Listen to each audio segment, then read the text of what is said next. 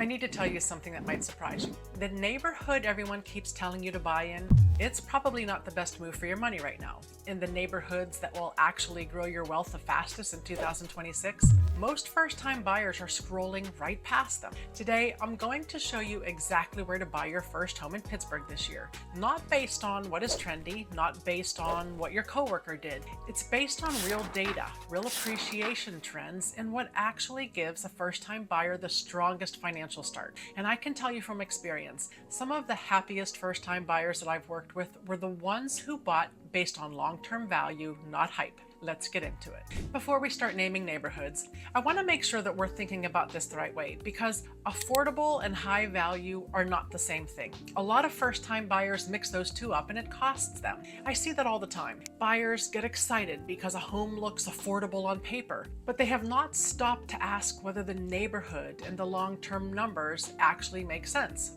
Affordable just means that you can get in the door. High value means that the home you buy today is going to be worth more in 5 to 7 years. The neighborhood is stable or getting better, and your monthly cost actually makes sense for what you're getting. The goal is to find a neighborhood where both of those are true at the same time. And those neighborhoods exist in Pittsburgh right now, if you know where to look. That's the sweet spot that I'm always trying to help buyers find, because getting into a house is one thing, but getting into the right house in the right area is what really matters. I have been working in Western Pennsylvania real estate for years, helping first-time buyers find homes that actually build equity rather than just provide a place to live. And here's what I have noticed. The neighborhoods that make first-time buyers the most financially satisfied 3, 5, and 7 years later are almost never the ones that were popular when they were shopping. They're the ones that were just starting to turn, just starting to get investment, just starting to get attention without having fully repriced yet.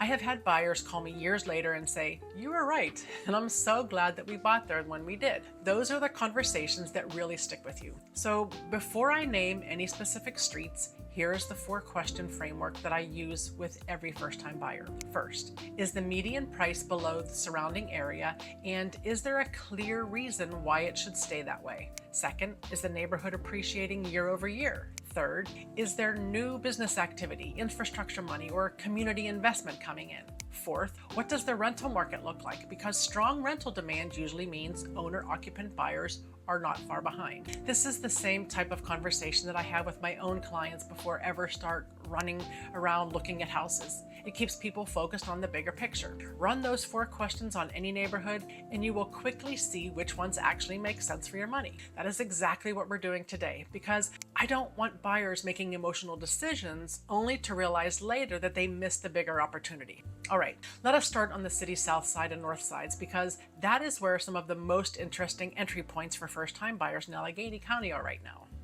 Pittsburgh is one of those cities where you can still find neighborhoods with real character and real personality inside city limits at prices that are genuinely affordable. That's rare in 2026. And for first-time buyers, that's actually a big deal. That's one of the reasons that I still love helping first-time buyers in this market. A lot of cities, the entry-level opportunities are almost gone. Pittsburgh still has them if you know where to look. Let me walk you through 4 that I keep coming back to. Carrick. This one is in Pittsburgh's Hilltop area on the south side of the city, right next to Brentwood and Baldwin, which have already seen a lot of appreciation. Carrick has not fully caught up yet. According to local MLS data, median prices in Carrick are running between $130,000 and $170,000 right now. And for that price, you're getting actual single-family homes with yards, which is becoming really hard to find anywhere near the city at that price point. There is a business district on Brownsville Road, direct bus access to downtown, and you can see owner-occupant renovations picking up block by block. If your goal is to maximize your square footage and lot size without blowing your budget, Carrick is really worth putting on your list. I have shown homes in Carrick to buyers who were shocked by how much more they could get there compared to nearby areas. For the right buyer, it can really be a smart entry point. Beachview. This is another hilltop neighborhood, and it has something most affordable Pittsburgh neighborhoods do not, which is direct light rail access. Pittsburgh's regional transit light rail line runs right through Beachview, so you can actually commute downtown without a car. According to Redfin data, homes here have been selling in the $120,000 to $160,000 price range. That is one of the most accessible price points in the entire metro for a neighborhood with real transit access. Now, here's something important to know before you fall in love any Pittsburgh city limits address. The combined city, school district, and county property taxes mean that you should budget 2.5% to 3% of your purchase price per year for taxes, which is noticeably higher than what you would pay in the surrounding counties. Make sure that number fits in your monthly budget before you get your heart set on a specific house. I have absolutely had buyers fall in love with the city living and then realize the tax piece changes the monthly payment more than they expected, so that's a conversation worth having early. Brookline. This one is just west of Beachview in the same South Hills Hilltop area. If you want to step up in the streetscape and neighborhood feel without a big step up in price, this is the one. Median prices are running in the $155,000 to $205,000 range according to local MLS data. Brookline Boulevard is one of the most intact commercial corridors in this part of the city. The bus connectivity is solid, and this neighborhood has a long track record of holding its value through different market cycles. For a first-time buyer who wants stability and a real neighborhood feel at a price that works on one income, Brookline delivers. Brookline is one of those areas that I feel comfortable recommending again and again because it tends to check a lot of boxes for buyers who want character, community, and a little more stability. Brighton Heights. This is on the north side, and it consistently surprises people who have not explored beyond the usual Pittsburgh neighborhoods. It sits above the Ohio River with great views and mostly single-family homes. According to local MLS data, median prices are $130,000 to $170,000 range. What makes it special for younger first-time buyers is the community feel, the amenities like Legion Park and the Jack Stack Pole that actually brings neighbors together, plus easy bus access to downtown, proximity to the Ohio River Trail and the West End, which is attracting more and more investment. If affordability, outdoor access, and north side character matter to you, Brighton Heights is one of the most underrated options in the city. I have had buyers who were not even considering the north side at first, and once they saw Brighton Heights in person, it completely changed how they felt about it. Those are 4 solid entry points on the south and the north sides of the city, but honestly, some of the strongest value plays for first-time buyers in the whole Pittsburgh metro area are on the east end and just outside the county line. Let me show you those now. The buyers who are building equity the fastest in Western Pennsylvania right now are often the ones who looked at specific parts of the East End and the Mon Valley, found more house for the same money, and locked in before the rest of the market caught up. That's such an important point because a lot of buyers assume the best opportunities are already gone. In reality, some of the strongest opportunities are the areas people are still overlooking. Stanton Heights. This is an East End neighborhood that sits graphically above and to the northeast of Lawrenceville and East Liberty. Those 2 corridors have seen huge commercial investment and appreciation over the past several years. Stanton Heights has not fully repriced to reflect how close it is to all of that yet. According to local MLS data, median prices there have been running in the $150,000 to $210,000 range. The neighborhood is mostly single-family homes with tree-lined streets and a strong sense of community. For a buyer who wants a stable, owner-occupied block right next to where the city's energy is growing, Stanton Heights is a smart play. I have had buyers pivot to Stanton Heights after being discouraged by prices in Lawrenceville, and in hindsight, it turned out to be a really smart move. Hazelwood. I have been watching this one more closely than most anything else for first-time buyers in 2026. Hazelwood sits along the Monongahela River in the greater Hazelwood corridor, right next to Greenfield. And it's directly adjacent to Hazelwood Green, the massive 178-acre innovation district that we covered in a separate video. According to Redfin data, median prices here have been in the $100,000 to $155,000 range. That's one of the lowest entry prices in the entire city, yet there is concrete, major, institutionally backed investment happening right next door. Buyers who get in before Hazelwood Green fully builds out are buying into a story that is already written. It's just not finished yet. If you have a longer timeline and a tighter budget, this might be the best risk-adjusted entry point in all of Pittsburgh right now. This is one I keep bringing up because once they understand what's happening in Hazelwood, they start to see that this is not just about the neighborhood looks like today, it's about where it's headed. Knoxville. This one is in the South Hills Hilltop section of the city, and I think of it as the most affordable option within city limits. Median prices, according to local MLS data, have been in the $90,000 to $140,000 range. That is genuinely low for a Pittsburgh city limits address. Like Hazelwood, this one rewards block level research. Some streets are in great shape and clearly stabilizing. Others are still earlier in that process. And just like every other city limits neighborhood that we've talked about, your annual property tax estimate here should be 2.5% to 3% of your purchase price, not the old owner's tax bill. Make sure that you factor that in when you're running the real monthly cost numbers. Knoxville is one of those places where I always tell buyers to be very block specific. If you're willing to do the homework, there can be a real opportunity there. Canonsburg in Washington County. This one is outside the city and just south of Pittsburgh, and it consistently produces the most genuinely surprised reactions from first-time buyers who did not expect to be impressed by something outside of Allegheny County. According to Redfin data, residential neighborhoods in Canonsburg have been running in the $175,000 to $230,000 range. That is at the upper end of first-time buyer affordability, but still well below comparable Allegheny County options. And here is the financial detail that matters. Property taxes in Washington County communities like Canonsburg are typically 1.5% to 2% of the purchase price annually, meaningfully lower than what you carry inside Pittsburgh city limits. The streets here have really restored downtown character, good highway access to Interstate 79,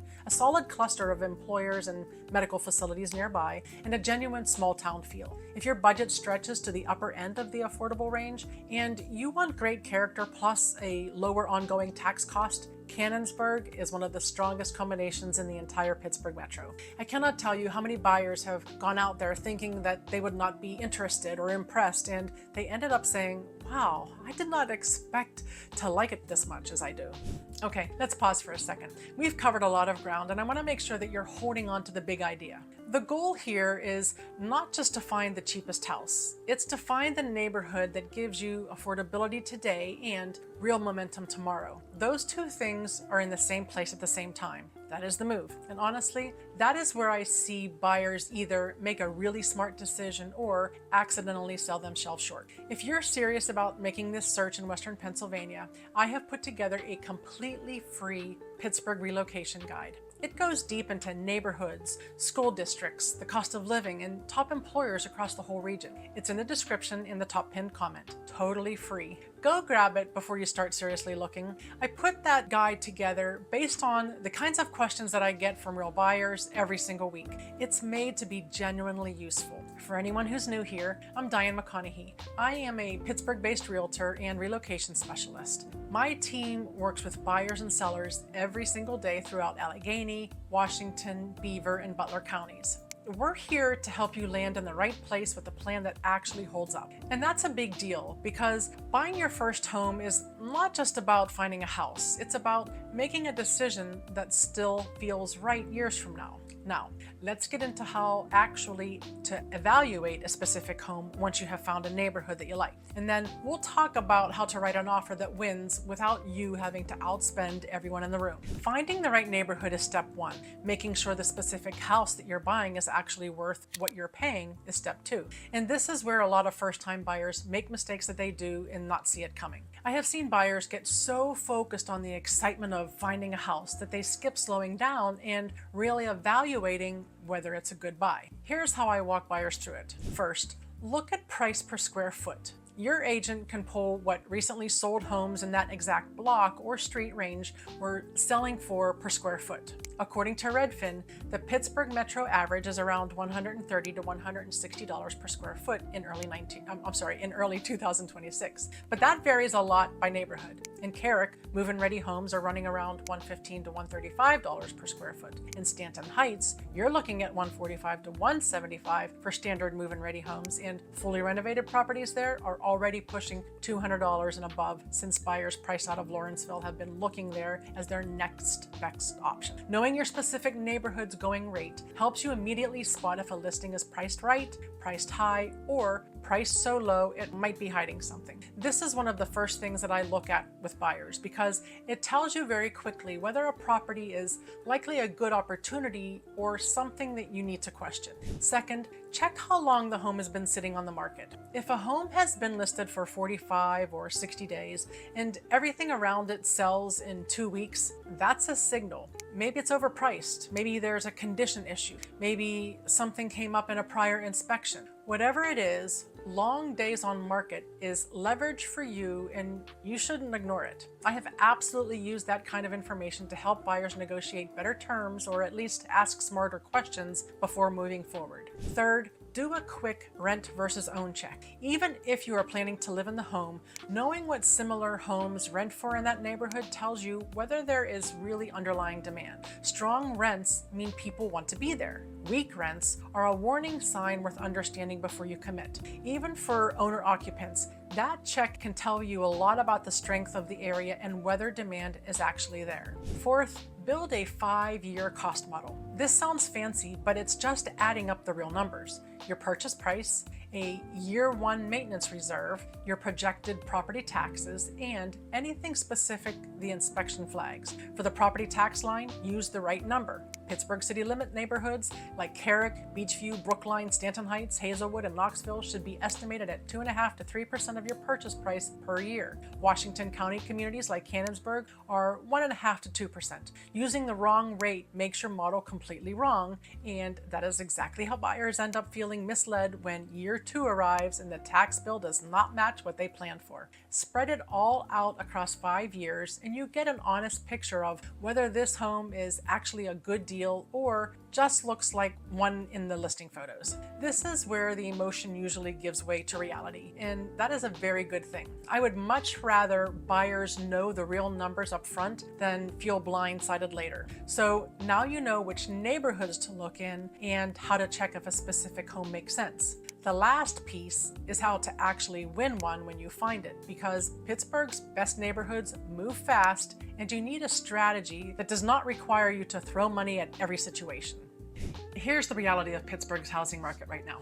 According to the National Association of Realtors, inventory in affordable price ranges is still tight, and well-priced move-in-ready homes in the neighborhoods that we talked about today are getting multiple offers quickly, sometimes within days of listing. That part is very real, and I don't say that to stress buyers out. I say it because preparation matters more than ever. That is real, and it's not going away. But here's the thing, being competitive does not mean paying more than a home is actually worth. It means making the seller feel confident about choosing you, and there are specific ways to do that. I have seen buyers win without being the highest offer simply because they were better prepared and easier for the seller to trust. The first one is your financing. A fully underwritten pre-approval, not just a pre-qualification letter, tells the seller's agent that your income, assets, and credit have already been verified by a lender. According to Freddie Mac, that kind of approval significantly reduces the seller's risk because they know that your financing won't fall apart mid-transaction. In a multiple offer situation, a strong underwritten approval can tip the decision in your way even if you're not the highest offer on the table. I have watched stronger financing make all the difference in multiple offer situations. Sellers want to feel confident the deal is going to actually hold together. The second one is keeping your offer clean and easy to say yes to. Some first-time buyers add many extra contingencies, thinking that it will protect them. Some of them do protect you, and those you keep, but others just make the offer more complicated without adding real value. Your agent should help you figure out which is which. A clean offer at a fair price with a flexible closing timeline tells the seller that you're serious and not going to be difficult to work with. This is something that I talk through carefully with buyers because there's a difference between protecting yourself and unintentionally making your offer harder to accept. The third one is timing. The best homes in these neighborhoods usually list on Thursdays and Fridays for weekend showings with offers due by Sunday or Monday. Buyers who are already pre-approved and already know what they want can move within hours. Buyers who are still debating neighborhoods or still sorting out their financing when a great listing drops are going to miss it. Be ready before you find the house. The buyers who do the best are usually the ones who made the important decisions before the perfect house showed up. The fourth one is mindset. Many first-time buyers feel that they are at a disadvantage compared to investors or experienced buyers. But here's what's actually true in 2026 in the neighborhoods that we talked about. Carrick, Beachview, Brookline, Brighton Heights, Stanton Heights, Hazelwood, Knoxville, and the Canonsburg market have not been taken over by Wall Street hedge funds the way that Sunbelt cities have. Yes, you are competing with local fix and flip investors in some of these areas, especially Carrick and Knoxville. But that is a competition that you can win with strong financing and a prepared offer. Sellers in these markets still want buyers who are actually going to live in the home. That matters to them, and it is a real advantage that you have. I remind buyers that all the time. Being an owner-occupant is still a real strength in many of these situations, especially when your financing and your terms are solid. One last thing before we wrap up. If you're buying inside Pittsburgh city limits, the 5% transfer tax applies. The standard custom is for the buyer and the seller to split that 50-50, so that you should plan to pay 2.5% of the purchase price on your side at closing. On a $160,000 home in Beachview, that's $4,000 right there. Know that number before you make your offer so that there are no surprises on closing day. That's one of those numbers that buyers are always glad we talked about ahead of time instead of discovering it at the last minute. All right, here is everything in one place. The best neighborhoods for first-time buyers in Pittsburgh in 2026 are those where affordability and momentum align. On the hilltop, Carrick gives you maximum house for minimum dollars. Beachview gives you light rail access at every low price point. Brookline gives you stability and a strong track record at a step above. Brighton Heights on the north side gives you views, community, and affordability that most buyers overlook. In the East End, Stanton Heights puts you right next to two of Pittsburgh's hottest corridors at prices those corridors left behind. In the greater Hazelwood area, Hazelwood gives you lowest entry point in the city with Hazelwood Green's massive redevelopment happening right next door. Knoxville is the most affordable city limits option if you're willing to do your homework on specific blocks. In Canonsburg and Washington County gives you character, appreciation, history, great highway access, and a lower annual property tax than anything inside Pittsburgh city limits. And the common thread through all of these is that they can give first-time buyers a better long-term financial start if they buy smart. Use price per square foot, days on market, rent versus own, and a 5-year cost model with the right tax rate for your neighborhood to evaluate every home before you offer. And show up with strong financing, a clean offer, and the ability to move fast when the right home hits. That combination can save buyers a lot of money, stress, and regret. If this video helped you see Pittsburgh's first-time buyer market differently, hit that thumbs up and subscribe. We put out real, practical, Pittsburgh real estate content every week, and this is exactly what this channel is about. When you're ready to actually start looking, reach out to me directly. My contact information is right below this video. My team and I work with first-time, move-up, and relocation buyers every day across Allegheny, Washington, Beaver, and Butler counties. We will help you find the right neighborhood, check the right home, and write an offer that wins. And honestly, the best time to reach out is before you fall in love with the house, so that you are prepared when the right house comes along. Grab the free Pittsburgh Relocation Guide in the description. Neighborhood breakdowns, school district comparisons, cost of living numbers, everything you need to walk into your first conversation with a lender or an agent feeling actually prepared. I made that guide to help buyers feel more confident and less overwhelmed, especially if they are new to the area or buying for the first time. And then